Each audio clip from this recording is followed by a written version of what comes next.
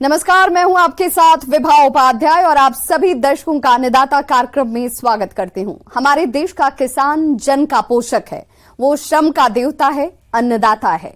उसमें ही भारत की आत्मा निवास करती है और ऐसे ही किसानों की प्रगति के लिए हम खेती बाड़ी से जुड़ी हुई बहुत सी नई लाभकारी जानकारियां हर रोज सुबह लेकर आते हैं। तो चलिए कार्यक्रम शुरू करने से पहले देखते हैं क्या है आज के अन्नदाता में।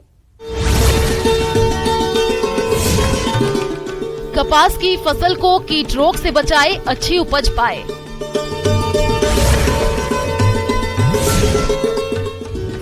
मूंग की फसल से अधिक उत्पादन लेने के उपाय।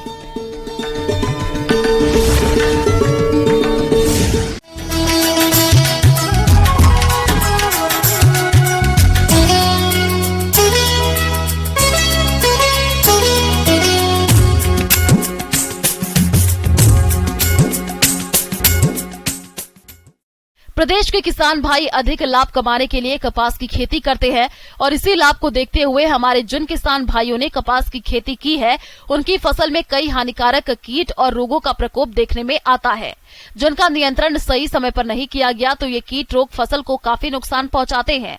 इसलिए आप किस प्रकार से करें इन कीट रोग की रोकथाम, इसके बारे में जानकारी दे रहे हैं डॉक्टर सुनील कुमार।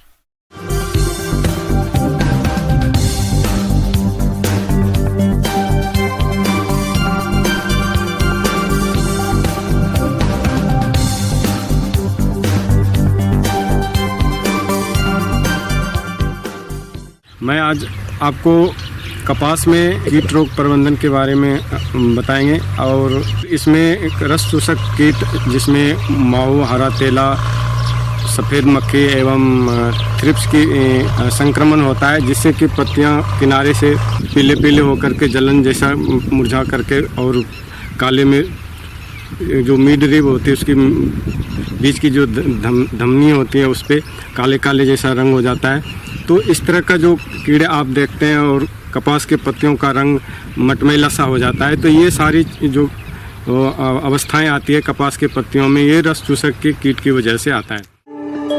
प्रदेश के बहुत से किसान भाई अच्छे मुनाफे के लिए कपास की खेती किए हैं।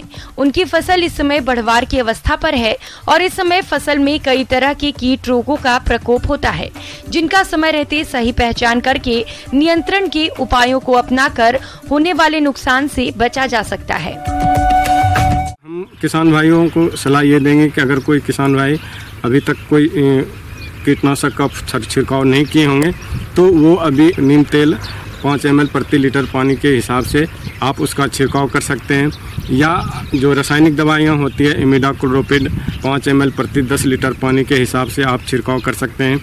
अभी हम नीम तेल का इसलिए हमने बोला कि जो प्रारंभिक अवस्थाएं होती है कपास या किसी भी फसलों में, उसमें जो अपने मित्र कीट होते हैं, मकड़ी वगैरह जो होते हैं, उसका बढ़वार ज़्यादा होता है। तो हम अगर नीम तेल का छिड़काव करेंगे तो अपने जो वातावरण में मित्र कीट होते हैं उसका लेडी बर्ड, बीटल, जो मकड़ी होते हैं, इसका हम बचाव करेंगे और इसकी संख्या भी बढ़ेगी।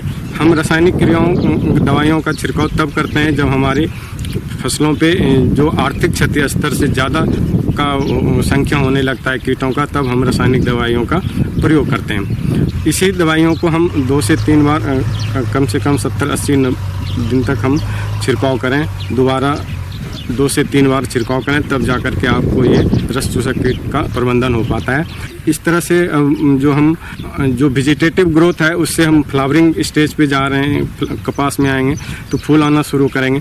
फूल आने के समय भी हम एक रासायनिक कीटनाशकों का छिड़काव करें, बॉल जो स्क्वायर बनना शुरू होता है उस समय, ताकि हम फूल और स्क्वायर बनने के समय में कीटनाशकों का छिड़काव करने से कोई भी सिस्टमिक इंसेक्टिसाइड जैसे क्विनोलफॉस या मोनोक्रोटोफॉस का हम छिड़काव 1 से 1.5 ml 2 ml तक प्रति लीटर पानी के हिसाब से हम छिड़काव करने से उसमें जो कीड़े बनते हैं और एक कपास को डस्टी कॉटन बग लगते हैं, जब स्क्वायर बनना चालू हो जाता है उस कपास खुलने लगते हैं, तो उस समय भी इनका कीटों का प्रभाव कम होगा।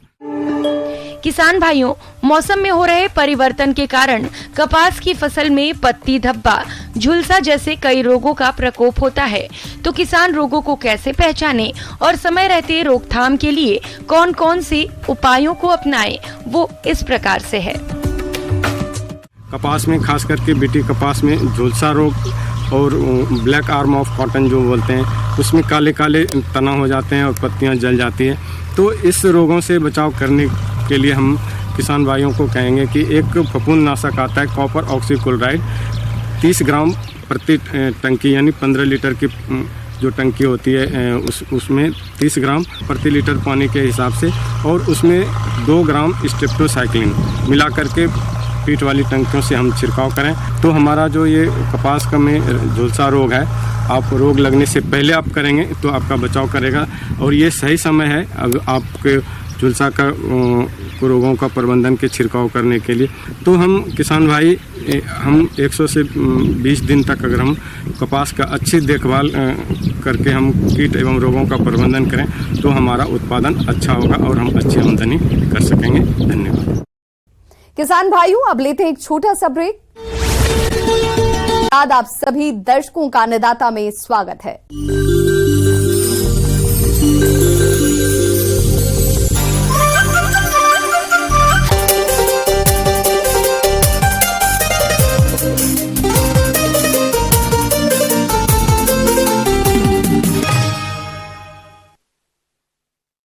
खरीफ मौसम में मूंग की खेती अपने राज्य में कई किसान भाई करते हैं।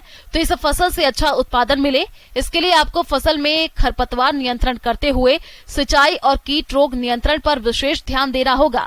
तो आप किस तरह से करें इन सभी कार्यों को, इसकी समस्त जानकारी दे रहे हैं वरिष्ठ वैज्ञानिक डॉक्टर राजपाल सिंह तोमर।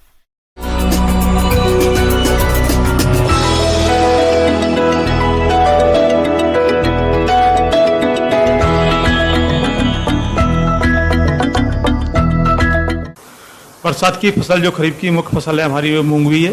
गर्मियों में भी वो लोग उगाते हैं कुछ लोग, लेकिन गर्मियों में मूंग ठीक है, लेकिन बरसात की भी हमारी वो मूंग मुख्य फसल है।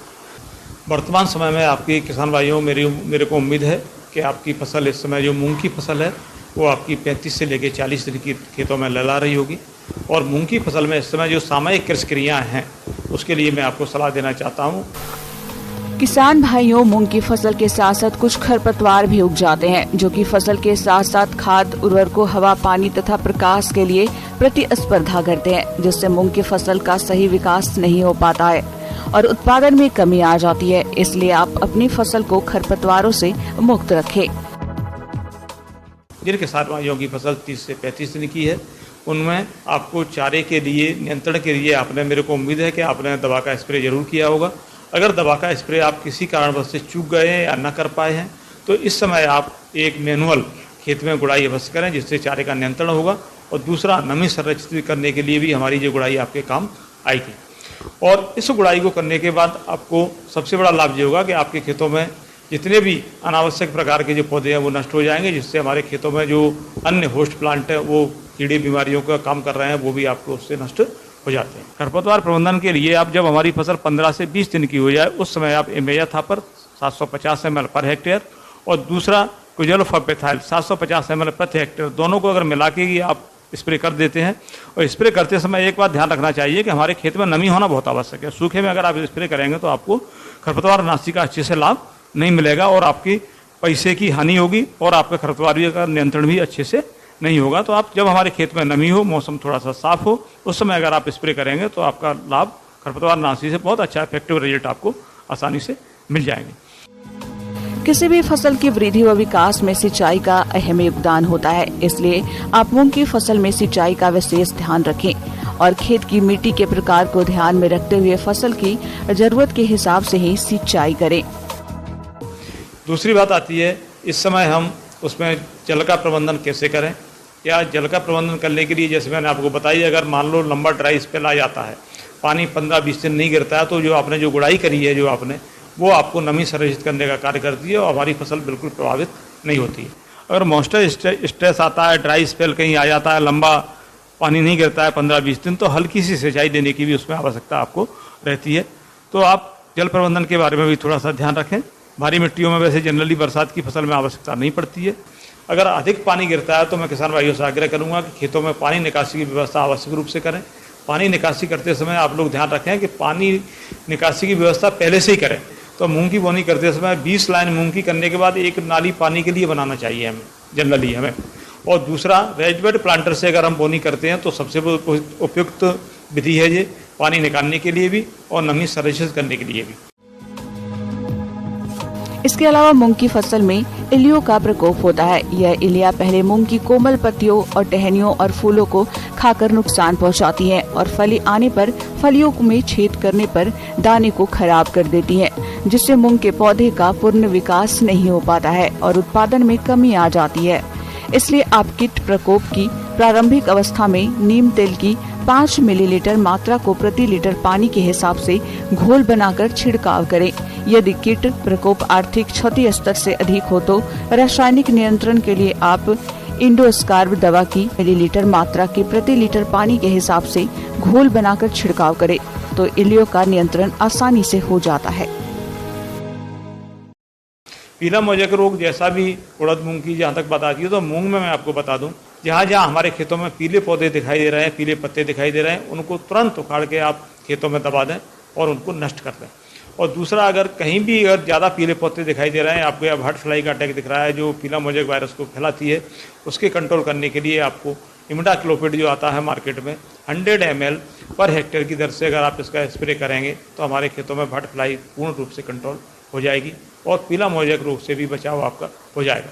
मूंग में आप अगर 2 स्प्रे अगर करेंगे इसके, तो आपका पीला मोजेक 100% कंट्रोल हो जाएगा और आपके मूंग की फसल में किसी भी प्रकार की कोई समस्या नहीं रहेगी।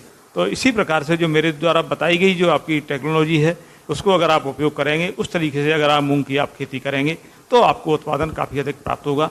और उत्पादन की जहाँ तक बात है तो मूंग का उत्पादन आपका 10 से 12 कुंटल पर हेक्टेयर तक आसानी से आप प्राप्त कर सकते हैं।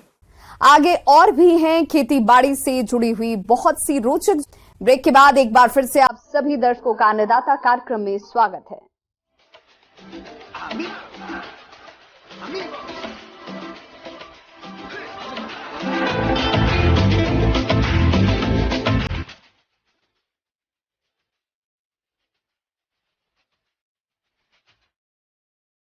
डेयरी व्यवसाय की बात करें तो प्रदेश के बहुत से किसान इस व्यवसाय को अपनाकर अच्छा लाभ ले रहे हैं, लेकिन इस लाभ को बनाए रखने के लिए इनका मौसम के अनुरूप प्रबंधन करना भी जरूरी होता है, क्योंकि अभी बारिश का मौसम चल रहा है और इस मौसम में गाय भैंसों में कई तरह के रोग होने की संभावना रहती है।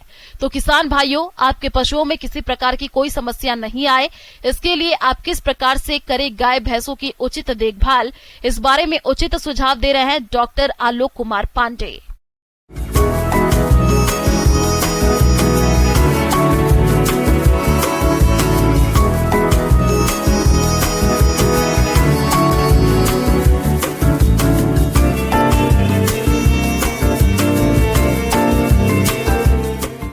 जो बरसात का मौसम है ये आ चुका है और बरसात के मौसम में दुधारू पशुओं का रखरखाव करना बहुत ही ज़रूरी है और उसका कायदे से अगर रखरखाव करना है उसके बारे में हम लोग बात करेंगे। पशुपालक भाइयों, जैसा कि आप जानते हैं कि अभी बरसात का मौसम चल रहा है और यदि आप इस मौसम में भी गाय भैंसों से अच्छा दूध उत्पादन प्राप्त करना चाहते हैं तो पशुओं को बरसात के प्रभाव से बचाने के लिए आवास प्रबंधन पर ध्यान देना होगा, तभी आपको पशुपालन व्यवसाय से अधिक लाभ मिलेगा। और अगर आप उसको जो जिस जगह पर रख रहे हैं, सबसे पहले आवश्यकता तो ये होती है कि आप उसको निश्चित रूप से देख लें कि उसमें कहीं से पानी चू तो नहीं रहा है, कहीं से पानी आने का संभावना तो नहीं है।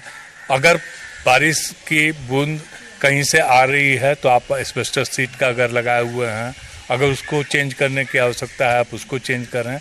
रिपेयर करवाना है उसको निश्चित रूप से करवा दें, क्योंकि मौसम में अगर जानवर भीगेंगे तो उनकी तबीयत खराब होगी और एक बार तबीयत खराब होगी तो फिर उसके बाद आपको परेशानी ज़्यादा होगी। तो सबसे पहली ज़रूरत यह है कि आप उनके रखने का जो जगह है उसको एकदम पहले एस्बेस्टस सीट को उसको साफ करवाएं, ठीक करवाएं अगर कहीं पानी चू रहा हो तो, और सफाई का पूरा ध्यान रखें क्योंकि आज के दिन में मक्खी मक्खरों का प्रकोप बहुत ज़्यादा होता है। बहुत सारे कीड़े मकोड़े होते हैं जो कि बरसात के मौसम में आते हैं और ये जो है बीमारी के कारण बनते हैं, तो उसका साफ सफाई करना बहुत ही ज़रूरी है। आप निश्चित रूप से अपने फार्म का जो ये है उसको फिनाइल से बढ़िया से साफ करवाएं। किसान भाइयों, पशुपालन व्यवसाय को सफल बनाने के लिए सबसे अधिक आवश्यक है इनके आहार की व्यवस्था। यदि आपने इस कार्य में किसी भी तरह की लापरवाही की तो लाभ की जगह नुकसान भी उठाना पड़ सकता है। इसीलिए गाय और भैंसों के आहार प्रबंधन में इन बताई जा रही बातों पर जरूर ध्यान दें। दूसरी जो आवश्यक जो चीज है वो है कि हम जानवर का, दुधारू पशुओं का खास करके बात करें तो उनके खान पान पर एकदम बिल्कुल ध्यान देने की आवश्यकता होती है। आज आप जो भी उनको चराने के लिए भेजते हैं या ये करते हैं तो आज जो घास मिलता है उस घास में भी तरह तरह के दिक्कतें आती हैं, उसमें भी कीड़े मकोड़े होते हैं जो कि उनको परेशानी पहुंचा सकते हैं। और घास जो होता है आज के घास में उस तरह का एक पोषक तत्व जो है वो भी नहीं पाया जाता है, तो उनको घास के अलावा बहुत ही ज़रूरी है कि आप उनको जो खाने का जो ये है उसमें घास भी दें, सूखा चारा भी दें और दाना मिश्रण भी दें। तो आप इसको हरा चारा जो देते हैं तो उसको देखना है कि जो आप हरा चारा काट के ला रहे हैं वो ठीक ठाक हो, उसमें किसी तरह की परेशानी नहीं हो। जो सूखा चारा है उस सूखा चारा में निश्चित रूप से देखना है कि जहाँ सूखा चारा आपने रखा है उस सूखा चारा में कहीं से भी भीगने का ये नहीं रहे। जो भी आप पुआल कुट्टी जो रखते हैं उसमें कहीं उसमें भींगे नहीं, उसमें कहीं फफूंदी नहीं लगे, उस चीज़ को ध्यान देना है। और दाना मिश्रण जो है ये बहुत ही ज़रूरी है। आप अपने पशुओं को खास करके अगर दुधारू गाय रखे हुए हैं तो कम से कम 300 ग्राम दाना मिश्रण उनको देना है। अगर आप भैंस रखे हुए हैं तो 400 ग्राम प्रति लीटर दूध के लिए आपको दाना मिश्रण देने की आवश्यकता होती है। आप अगर उसको देंगे तो आपके दूध जो बना रहेगा, आपका उसको दूध बढ़िया होगा। दूसरी चीज़ ये है कि आप जो खाना उनको जो देते हैं उसमें नमक और खनिज लवण ये दोनों निश्चित रूप से उसमें ऐड करें। 25 से 30 ग्राम उसमें नमक होना चाहिए, 30 से 40 ग्राम उसमें खनिज लवण होना चाहिए। तो ये आप उसमें निश्चित रूप से खाना में ऐड करें और उनको पशुओं को खिलाएं। पशुपालक भाइयों, बरसात के मौसम में गाय और भैंसों में परजीवियों की समस्या तो आती ही है, साथ ही साथ कुछ रोगों के आने की भी संभावना बनी रहती है। तो आप अपने जानवरों को इन बीमारियों से बचाने के लिए सही समय पर टीकाकरण अवश्य करवाएं। और अभी बरसात के दिनों में जो खास करके जो बीमारी फैलती है वो फफूंदी वाली भी बीमारी है जो कि फफूंदी जनत होती है। तो उसके लिए आपको ध्यान देने की आवश्यकता है कि किसी तरह का जो उनको ये करें उसमें जानवर को। और 2-3 खास बीमारियां हैं जो कि अभी आप उसका टीकाकरण निश्चित रूप से करवा दें। जैसे लंगड़ा बीमारी है, HS जिसको है, वो गलघोटू बीमारी जिसको बोलते हैं। आप खुरहा चपका बीमारी है, उसके लिए इन 3 बीमारियों के लिए खास करके आपको निश्चित रूप से वैक्सीनेशन जो है उसको करवा लेना है, क्योंकि ये अभी के दिनों में बहुत ज़्यादा परेशान करेगा। अगर आप वैक्सीन लगवा दिए हैं तो आप निश्चित रूप से थोड़े आश्वस्त रहेंगे कि आपको इस तरह की बीमारियां नहीं होंगी, क्योंकि ये जानलेवा बीमारियां हैं और इसके लिए आपको टीकाकरण करवाना होगा।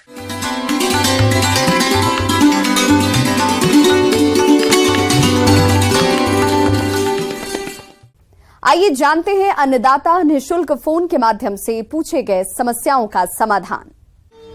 आज की अन्नदाता हेल्पलाइन में हमने जिसे प्रश्न को शामिल किया है उसे पूछा है ग्राम बिचपुरी, जिला नागौर के विवेक कुमार ने। आप फलों की बागवानी करना चाहते हैं, इसके लिए आप आम, अमरूद की उन्नत किस्मों के बारे में जानकारी चाहते हैं।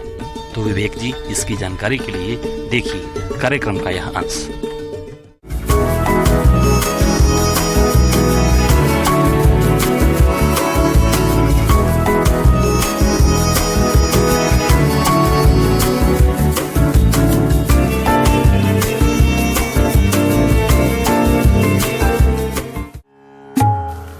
भारत में फलों की खेती माल निर्यात करने के लिए एक प्रमुख व्यवसायिक क्षेत्र है और इस प्रकार यह अंतर्राष्ट्रीय राजस्व की अच्छी मात्रा में कमाई करता है।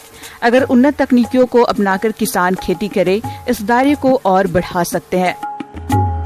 अगर बागवानी क्षेत्र में देखें तो इस क्षेत्र में कई नई किस्में विकसित हो चुकी हैं, जो कि कम क्षेत्र में अधिक उत्पादन देती है। आम की किस्मों की बात करें तो सघन बागवानी के लिए आम्रपाली, गुलाब खस, मलिका का नाम प्रमुख तौर पर आता है। इसी तरह सामान्य बागवानी के लिए जर्दालू, मालदा, दुधिया, मालदा, सिपिया, लंगड़ा, दशहरी, पहाड़ फर, सिंदुरिया, रत्ना, मंजीरा, सबरी, राजेंद्र राम सिंधु आदि को लगा सकते हैं। किसान भाइयों, अमरूद की लोकप्रियता कम नहीं, इसकी बागवानी भी सघन और सामान्य दोनों रूप में की जाती है। इसकी उन्नत प्रजातियों में इलाहाबादी सफेदा, पंत प्रभात, लखनऊ 49, ललित, श्वेता, मृदुला, सीडलेस अमरूद, नासिक धारदार, पंजाब पिंक, अर्का अमूल, एप्पल, गुआवा, चित्तीदार आदि प्रमुख किस्में हैं। इन किस्मों की खेती आप कर सकते हैं। वहीं नए पौधों को भी विश्वसनीय संस्थाओं से ही खरीदना चाहिए ताकि स्वस्थ और शुद्ध क्वालिटी के पौधे मिल सके। एक बात का और ध्यान रखना चाहिए कि फल के पेड़ों की वे किस्में हमेशा लगाना लाभप्रद रहता है जिनके फलों की मांग बाजार में काफी है और किस्मों के फलों के दाम बाजार में अच्छे मिलने की उम्मीद है। सस्ते रद्दी किस्म के फल के पेड़ लगाना लाभप्रद नहीं होता, इसलिए किस्मों के चुनाव के लिए उद्यान विभाग के कर्मचारी से राय लेकर बाग लगाना ठीक रहता है।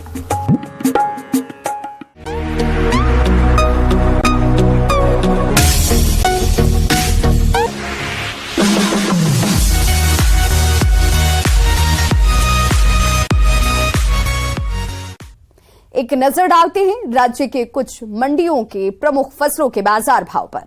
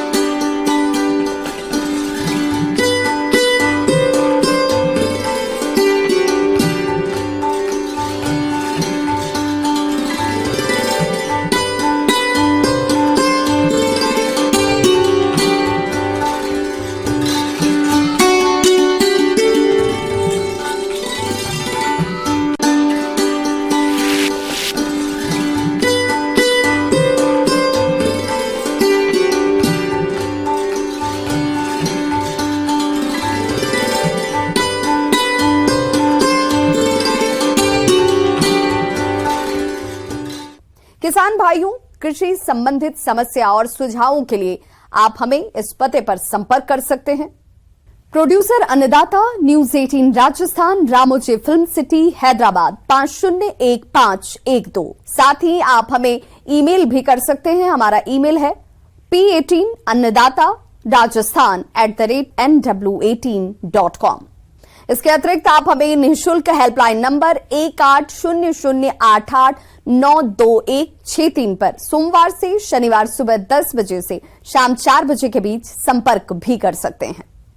अब समय हो रहा है आपसे विदा लेने का। कल फिर होगी मुलाकात कृषि से जुड़ी महत्वपूर्ण जानकारियों के साथ।